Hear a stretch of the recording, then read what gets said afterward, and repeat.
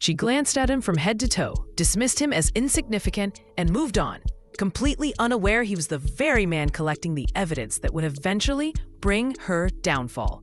They said Judge Corliss Denham didn't believe in wasting time. And that particular morning was proof. It was 9:06 a.m. on a frigid February Tuesday, and courtroom 2B in the Winnebago County Courthouse already felt like it was holding its breath. Attorneys rustled papers. The court clerk called out names flatly, without lifting her head. No greetings, no small talk, just business. Judge Denham presided from her bench as though she was part of it.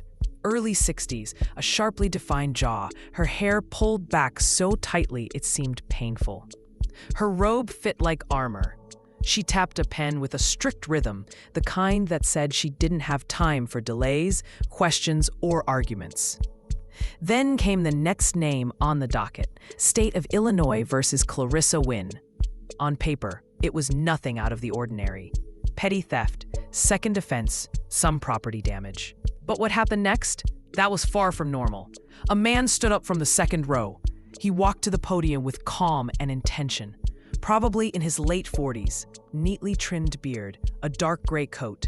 No briefcase, no badge, just a small leather notebook. His tone was steady and respectful.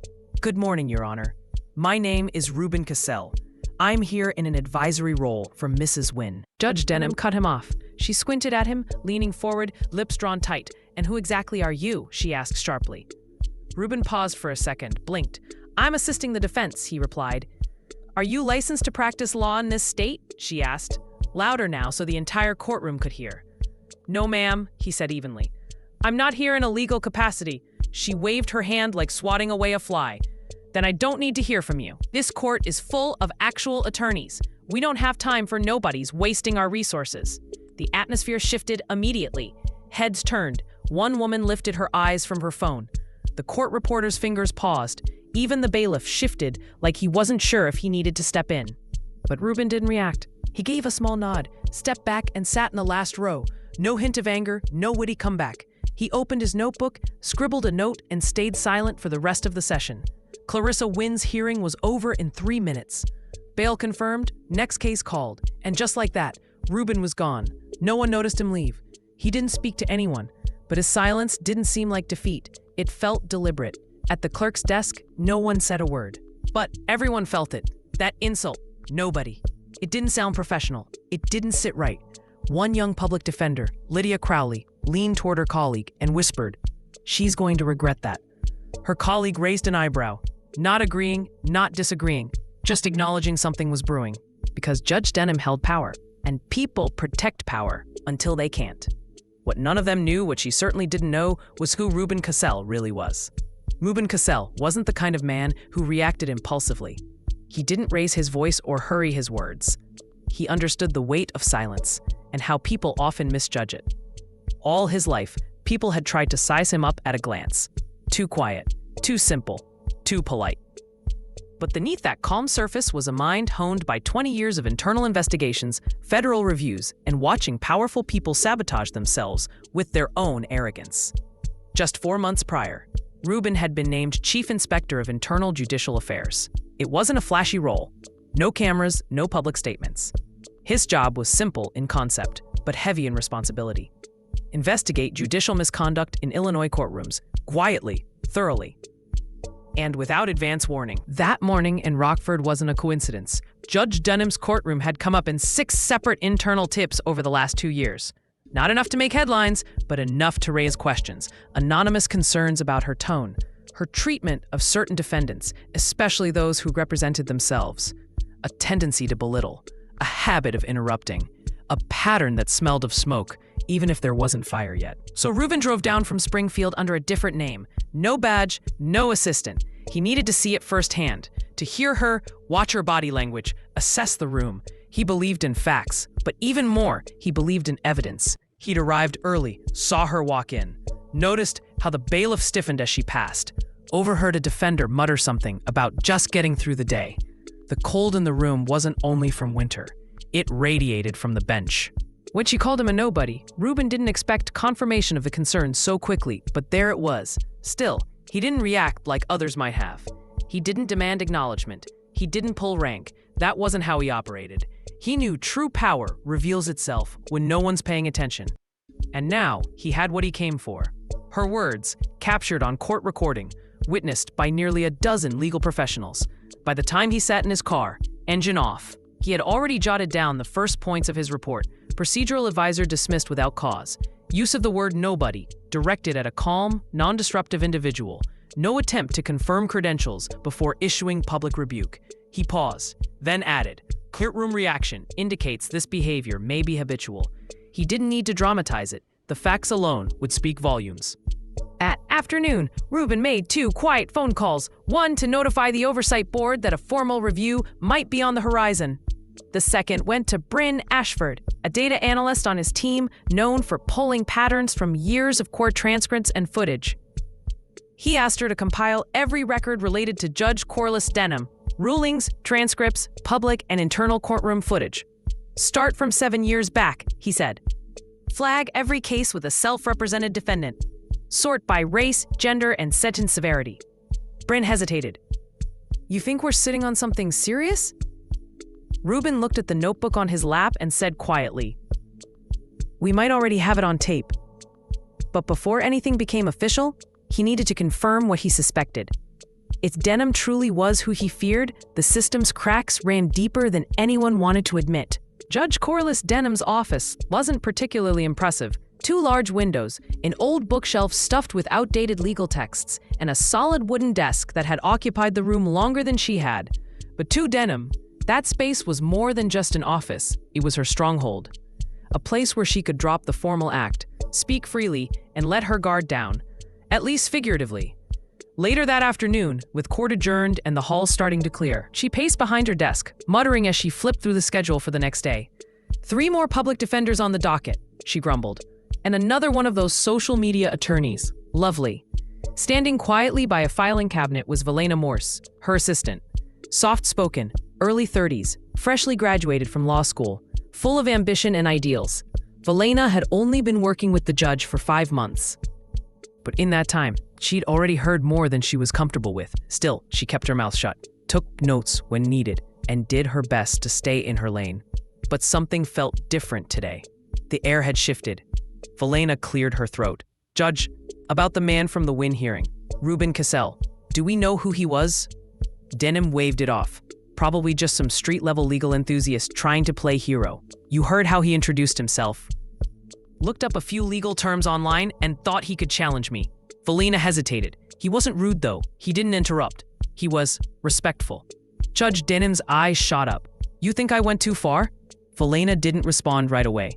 She glanced at the bookshelf, then the floor, then back at the judge. I just think maybe calling him a nobody was a bit much, especially in front of the entire courtroom. Denham leaned back, scoffing. You're still young. You think court's about fairness and emotions? It's not. It's about control. If I lose control in that room, I lose respect. And respect is the only thing holding this broken system together. Velena said nothing more. She gathered some files and quietly stepped out, leaving the door slightly ajar. Down the hallway, the bailiff, Jeremy Haskins, was sipping his coffee. As Velena walked by, he gave her a look, not judgmental, just knowing. You're starting to see it too, huh? He asked. Velena slowed.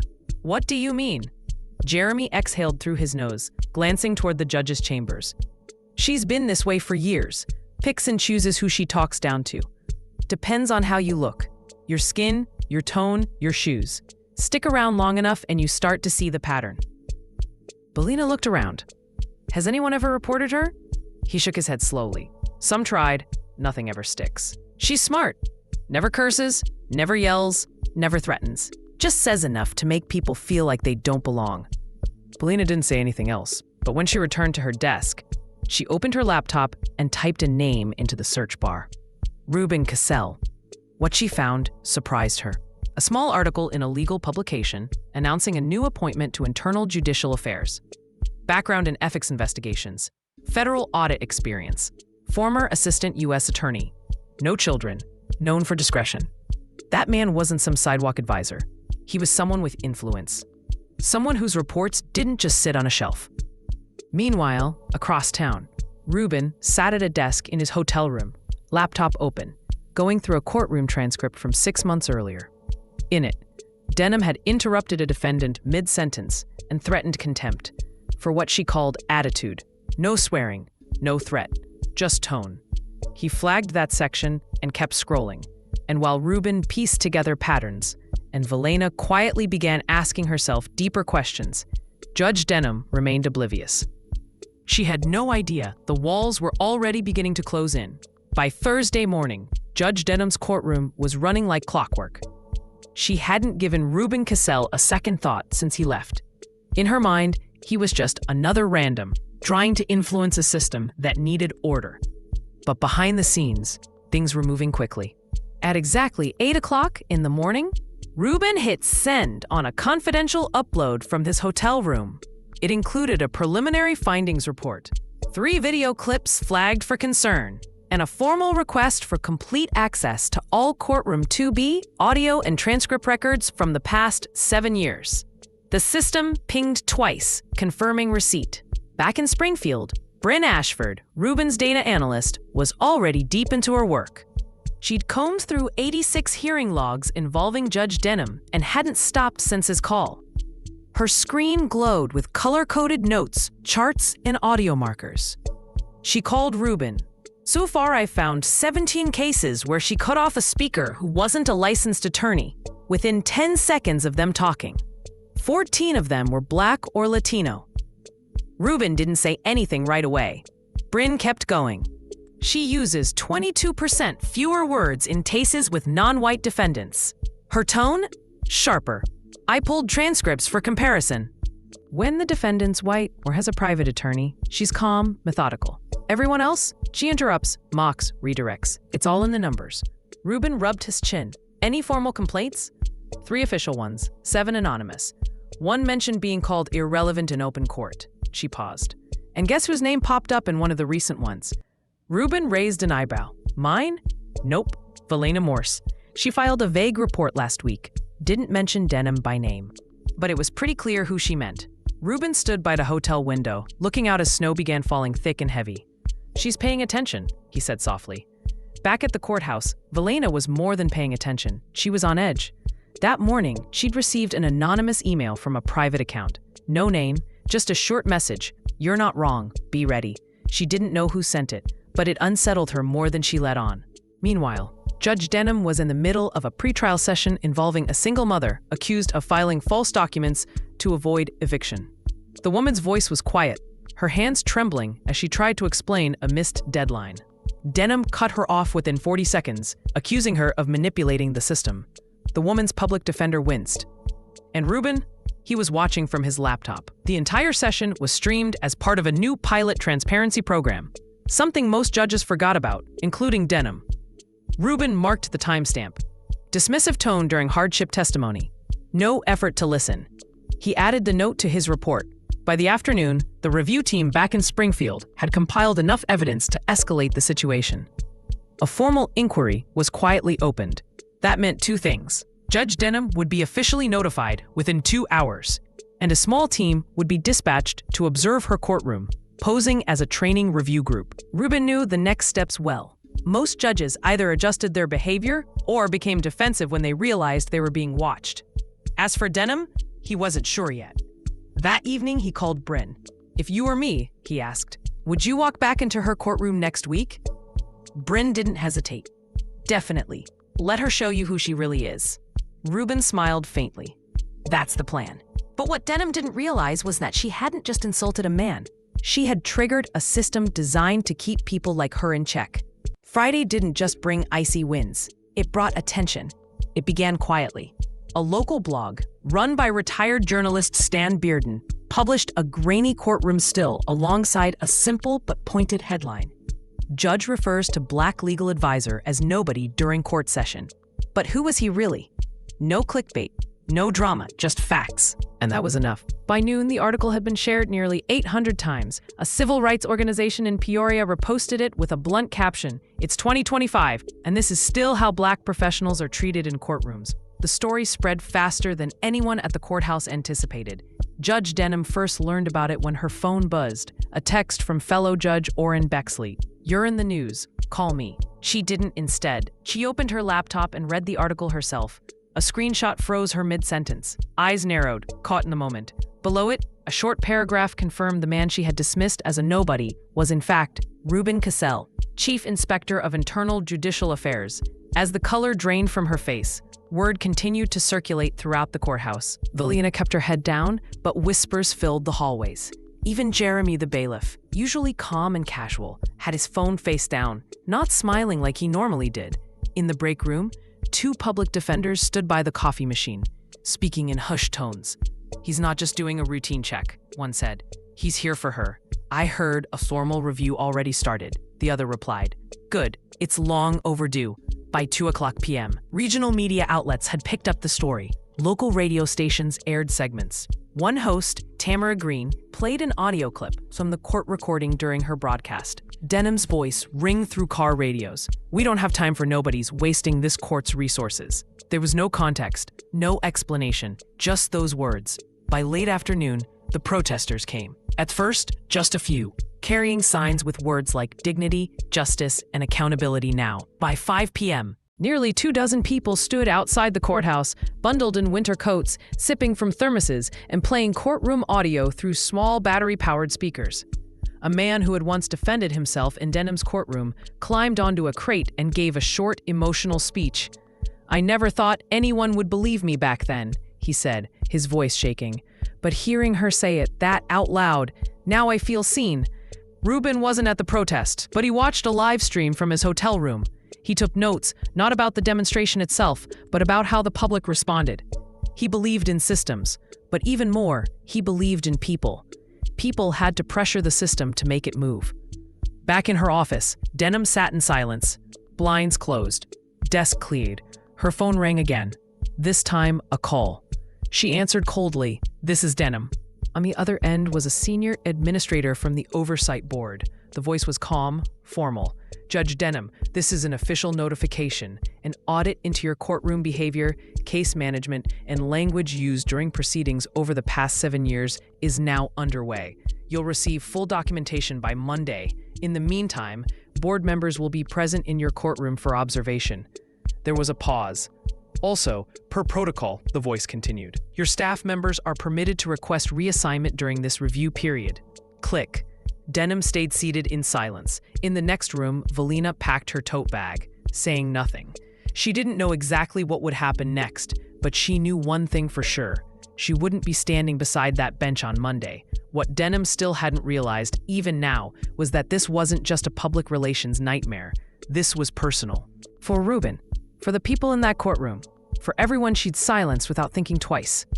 Monday arrived heavy, not just with cold, but with something more pressing. Attention blanketed the courthouse. No one said it aloud, but everyone felt it. People greeted each other less. Office doors stayed closed longer, and eyes lingered a second too long before darting away. Judge Denham entered through the side door, her coat immaculate, her face unreadable. But something was missing. The self-assured energy she usually carried, the unshakable command, wasn't there. In courtroom 2B, 3 unfamiliar faces sat in the second row. They weren't clerks or attorneys. They were observers from the Judicial Review Board. One of them was Ruben Cassell. He didn't wear a suit this time, just a dark sweater and quiet shoes. No briefcase, no badge. But even so, his presence stood out. Judge Denham noticed him the moment she stepped in. She hesitated, just briefly, before taking her seat. But that pause didn't go unnoticed. The first 2 hearings moved quickly and without issue. She let the attorney speak. She nodded patiently. She used phrases like, "Thank you for the clarification," and "Let's ensure we're all on the same page." A few regulars in the room exchanged glances. Something felt off. Then came the third case, the defendant. A young man named Terrell Gaines seemed nervous. He stammered while answering basic questions. His public defender asked for a continuance, explaining there had been delays in receiving key documents. It was a standard request, not uncommon. Denham pressed her lips together. The room waited. Then she broke. "This is your second request for more time," she said sharply. "This is a courtroom, not a daycare." A hush fell over the room. Someone shifted uncomfortably in their seat. Ruben wrote something down in his notebook. The public defender, staying composed, responded. Your Honor, I'd like to remind the court that the delay was caused by the prosecution. Denham straightened, her voice tighter. I'm aware. Let's move on. It wasn't a dramatic moment. No shouting, no slamming of gavels. But it was enough. Enough to show she hadn't changed, couldn't change, even under watchful eyes. After that hearing, the board observers stood. Rubin gave a simple nod to the clerk and quietly stepped into the hallway. Denham didn't look his way until hours later, when she was summoned to a private conference room upstairs. Inside the room sat 2 board members, a legal ethics officer, and Rubin Cassell. She walked in slowly, her heels clicking faintly on the tile. She took her seat at the long table. No one spoke right away. Then Rubin looked up from his folder. Judge Denham, he began, calm and composed. Do you recall referring to a court participant last Tuesday as a nobody? She didn't answer immediately. I remember someone attempting to insert themselves into court procedure without proper standing, she said. I responded as I saw fit. Rubin nodded once. And did you confirm who I was before making that decision? She blinked, swallowed, but said nothing. He leaned in slightly. Because I wasn't there to challenge you. I wasn't there to stir anything up. I was there because your courtroom had been flagged, repeatedly. I came in without assumptions. I wanted to observe for myself. He paused, and I did. One of the board members chimed in. We've reviewed 42 separate hearings. There's a clear pattern. Frequent interruptions, disproportionate treatment, and public remarks that verge on humiliation. Your conduct is under investigation, Judge Denham. She kept her hands folded, silent. Rubin's tone didn't change.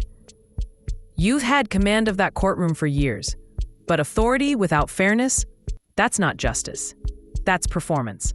For the first time in a long time, Corliss Denham had no comeback. But what she couldn't admit, even to herself, was that this wasn't just a slip of the tongue. That moment with Rubin wasn't a rare lapse. It was a glimpse of who she had been, unchecked for far too long. The board didn't drag their feet. By Thursday, they issued a formal announcement. Judge Corliss Denham was placed on administrative suspension pending a disciplinary hearing. There was no press conference, no dramatic statement. Just a quiet press release on the Oversight Board's website. Still, the word got out. That evening, a local news station picked up the story. Their coverage was brief, but it left an impression. They aired footage of Denham briskly leaving the courthouse, her face tight, flanked by her attorney. No interview, no statement, just the image. Then the screen cut to Rubin Cassell. Outside the building, he gave a short interview. Not fiery, not boastful, just steady and thoughtful. No one enjoys having to hold someone accountable, he said calmly. But when you hold authority in a courtroom, a place where people come in search of fairness, you have to treat every person with dignity, whether they wear a suit, a uniform, or a second-hand jacket. He paused, letting the words settle. Justice doesn't measure your title, it measures your character. That quote didn't go viral, but it didn't have to. It resonated. Across town, inside her quiet home on the north side, Denham sat in front of her muted television, her court shoes still on, one heel dangling. The phone hadn't rung all day. Not a single call from friends. No support from colleagues. Just silence. And it wasn't a peaceful silence. It was the kind that comes with consequence. She walked into the kitchen, poured herself a glass of water, and leaned against the counter. A half-used bottle of aspirin sat by the sink. She hadn't been sleeping much. Couldn't. Every time she closed her eyes, she saw Rubin's face. Not gloating, not furious, just composed, unshaken, certain. The hearing was still weeks away. Technically, she had time to prepare a defense, to spin the narrative. But deep down, she knew that moment in the courtroom when she dismissed him as a nobody, that wasn't a one-off. That wasn't a mistake. That was her, unfiltered, unchallenged, for years. Back downtown, Rubin stood in a different courtroom, speaking to a group of law interns about judicial conduct. His voice was as calm as ever, but each word hit with weight. The truth is, he told them, bias doesn't always wear a hood or wave a flag. Sometimes it wears a robe. Sometimes it smiles. Sometimes it speaks softly, but it always leaves a mark. One of the students raised a hand. Do you think Judge Denham really meant what she said? Or was it just a stressful moment? Rubin looked at her and replied, I don't care if she meant it. I care that she said it without hesitation. That tells me everything I need to know. He closed his notebook and glanced at the window. Every person who walks into a courtroom brings their whole life with them. Trauma, fear, hope. You don't know what it took for them just to stand there. Don't be the reason they lose faith that the system can work. After the talk, Ruben stepped outside, took a slow breath, and let the cold air wash over him. He didn't feel victorious, but he felt at peace. He didn't want to ruin her. He didn't care about headlines. What he wanted, what he always wanted, was change. And now, it seemed like something had finally started. As the story spread, something bigger began to take root. It became clear this wasn't just about one judge. This was a wake-up call, a line drawn in the sand, a signal that the courtroom wasn't beyond accountability. And maybe, just maybe, the next judge who thought about speaking carelessly from the bench would think twice. By the time spring arrived, the atmosphere in Rockford's legal community had shifted. It wasn't dramatic. No fireworks, no sweeping reforms overnight. But conversations started happening, out in the open. Clerks spoke with more confidence. Public defenders no longer walked into court braced for a battle. And for the first time in years, some defendants stepped into courtroom 2B without feeling like the walls were already closing in on them.